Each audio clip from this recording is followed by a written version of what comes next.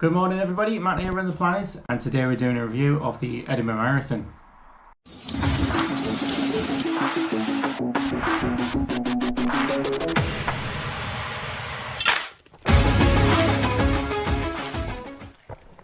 So if you've been watching the channel, you've watched any of my videos, you'll know that I've just trained for the past 6 months, the first 4 months of that for the Manchester Marathon, and we came out with the time of 3:27, which wasn't too bad, which was very close to the 3:20 target that we wanted to get, or reasonably close anyway.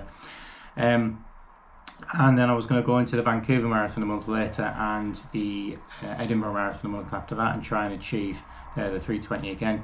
The Vancouver Marathon was kind of shoehorned in because we were there at the time, and it's just something I really wanted to do and didn't want to miss it. And even though it probably affected the performance I had in Edinburgh, I've got no regrets about doing it. It was a fantastic race, and it's not always about getting your times, but also taking part. I just thought I could try and do both. There's always a risk that you'll fail, as we've shown here.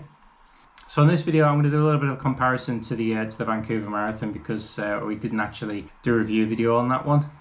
Just didn't get around to it, didn't have enough time to do it. So let's get into it. In terms of preparation for the marathon, it was a bit difficult to actually get up to the start line.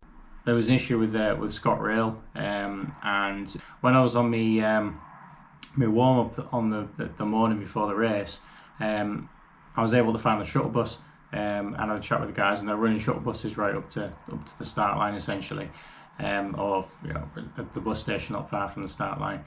So, but other than that, we got to the start line quite easy, so I wasn't hanging around a lot. So when we were up at Vancouver, it was a bit difficult to get started because we had to wait for the half marathon to start. So it basically meant we were stood around for 2 hours and leaking water all the time. So I think that kind of affected my race a little bit, just being stood on the legs for a long period of time as well before we started. But Edinburgh was a little bit different. We could basically get the bus up, got to the start line, and within about probably 20 minutes we'd started and we're running. We were going really, really well. The strategy at Vancouver was to run the race at basically an even split all the way through. And that's what I pretty much did until about 37-38 kilometers where crank kicked in. And then at the Edinburgh Marathon, the first 10k is downhill. I was concerned about it before, whether it would be a steady downhill or too fast that was going to really take a lot out of the legs. But it wasn't. It was very, very steady downhill for 10 kilometers, apart from a tiny little climb of a few hundred meters in the middle. The strategy was to run at less than 160 beats per minute. If I could do that, I could go a little bit faster. And I was running downhill, and it barely went above 160 beats per minute on my heart rate. But obviously my pace was faster than what the goal pace was, so I could have run slower at 4:45 minutes per kilometre. But looking at the paces, we were kind of looking at sub 4:40. I think a couple of paces were maybe in the 4:20s somewhere. Definitely running much faster at the first 10k. And then when we got to the end of that, it was along the coast, and it was basically reasonably flat for the next 10k. And I was able to maintain a pace of about 4:40 minutes per kilometre.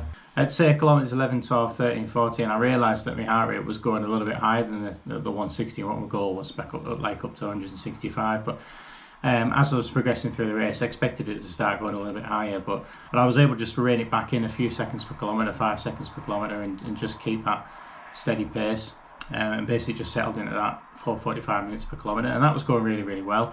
10 kilometres I started taking on the water and electrolyte tablets, a couple of tablets roughly every 10 kilometres, but I was getting the tablets into the water bottles, but not drinking them straight away. Maybe drinking a third of a bottle in the first half kilometre, and maybe another third of the bottle next half kilometre, and just sipping it away a little bit rather than just totally drinking it really, really fast, because I wanted to stave off actually using the toilet. Usually in a race, if I'm going to start slowing down, I'll slow down at start slowing slightly at 32 kilometres, or maybe slightly after that, when the legs start feeling a little bit heavier, but not at the point where I'm going to start feeling cramp. I started feeling cramp at 37 kilometres, but in this race at Edinburgh, it is a little bit hilly and going along the coast, like very low rolling hills, but you never really get like an easy flat section at the back end of this marathon. And there's basically you get to about 22 kilometers, and then it becomes an out and a back race. And you can see people, the faster people, the red numbers and the white numbers coming past you on the other side, and you just keep, it seems like it's taking forever to get to that turnout point. But it's not too bad. And then when you turn around, you come through a gravelly section for about probably 2 or 3 kilometers, which really kind of like, it's not very stable to run on, and that did slow me down a bit. So my pace I dropped off about the 26, 27 kilometers, a little bit like slipping close to 5 minutes per kilometer pace, and a little bit slower than that. But what I was doing there was trying to like kind of give my body a little bit of a rest as my legs were starting to feel a little bit heavy, not too bad, and then pick it up again shortly after. And if you see the video diary of the race, I talk about that a little bit when I'm around about 32 kilometers or something, and I try to pick it back up when we get to the road, but it doesn't really work. And probably by, I think, kilometer 37, really, that's where the cramp kicked in, and that's about the same as what it was like at Vancouver. The strategy here was that when I was in Vancouver, it was too debilitating to keep running through it. Whereas when I did back in Manchester in April, that was not much of a problem. I could steadily run through it. Here I decided, right, what I'm going to do in Edinburgh, if I get cramp, as soon as I feel it come on, as soon as I feel the first kick of cramp, first tweak of cramp, I'm going to stop and walk, but only for like 10 seconds, 15 seconds if I could. So that would kind of like get me through the cramp quick, and then start running again. But I wasn't running at pace. And then kilometers 37, 38, 39, they were all around about 6 minutes per kilometer. Kilometer 40, 41, 6 minutes 38 per kilometer. Kilometer 41, back to 6. By the time I got to kilometer 41, the cramp had actually gone with this strategy I was applying, and that must have gone on. I must have done that 7 or 8 times. I don't know, maybe up to 10 times. And that just kept me running. Although I was losing, over a minute per kilometre, and that was the big loss that we suffered in the race. But it is what it is.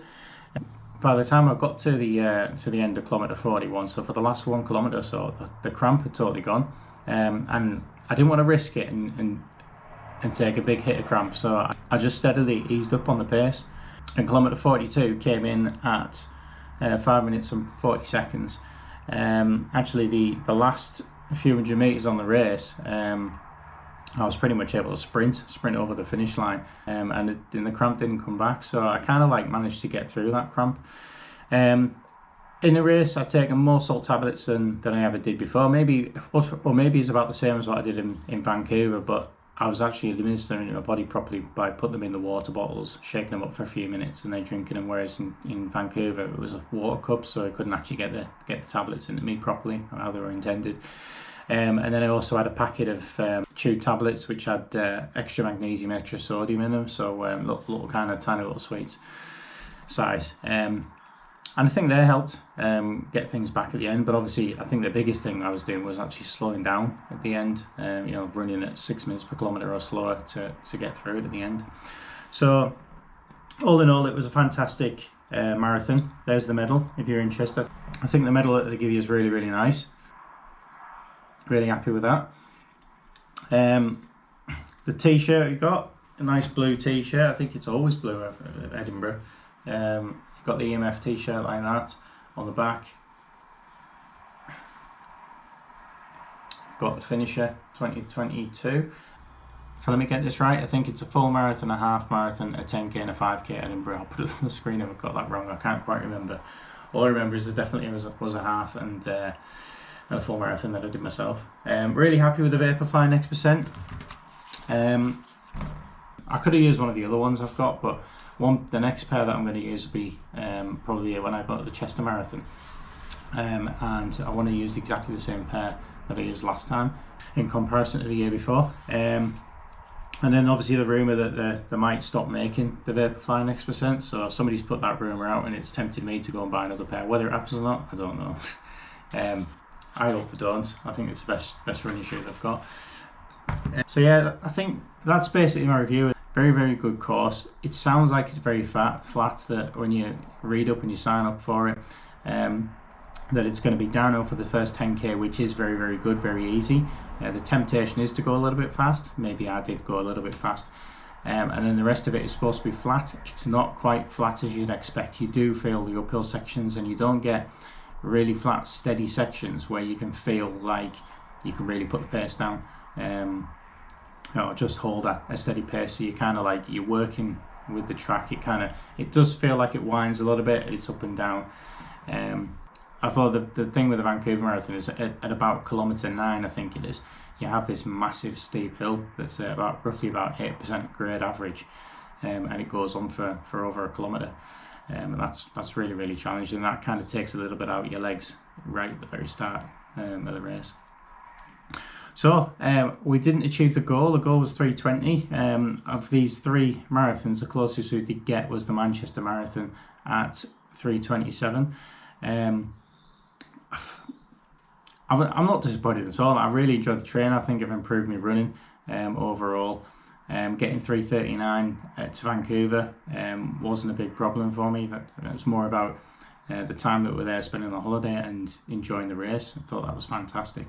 All these races that we've had, the support has been fantastic. Whether I come back to Edinburgh or not in the future, I'm not too sure. I probably will do at one point, but I'm not sure whether I will come back next year.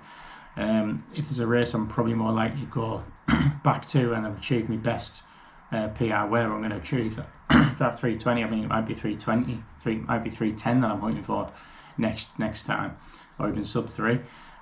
Will be Manchester. I think that's probably the fastest race I've done so far. So if I'd have prepared for the race differently, I probably wouldn't have slotted in that Vancouver one. I might, for Edinburgh, maybe I wouldn't have even done Manchester either. So yeah, still undecided. At the moment I'm taking a week off. I'm getting towards the end of that now, so I haven't really done any running apart from a short recovery run I did. The legs have recovered really, really well. 4 or 5 days on after the marathon, then I don't feel any problem with the legs. We're now going to switch into the training for the Chester Marathon, but obviously with the Great North Run coming up in between, and possibly something else that I've been looking at. So there might be something coming up next month, but we'll just have to see on that, and we'll let you know if I'm going to do anything. So that's my review on the Edinburgh Marathon. I hope you enjoyed it. Just because you're not achieving your times doesn't mean to say you don't enjoy the challenge of the runs and attending the marathons. And I think so far this year I wouldn't have it any other way. Still a lot to work on in terms of performance in the race and dealing with that cramp, but I think I've now got it nailed into it. Doesn't really happen to me until I get to about 37-38 kilometres, so a bit of work on for that and try and eliminate that by Chester and see what happens. So thanks very much for watching. Please like, comment and subscribe, and we'll see you next time.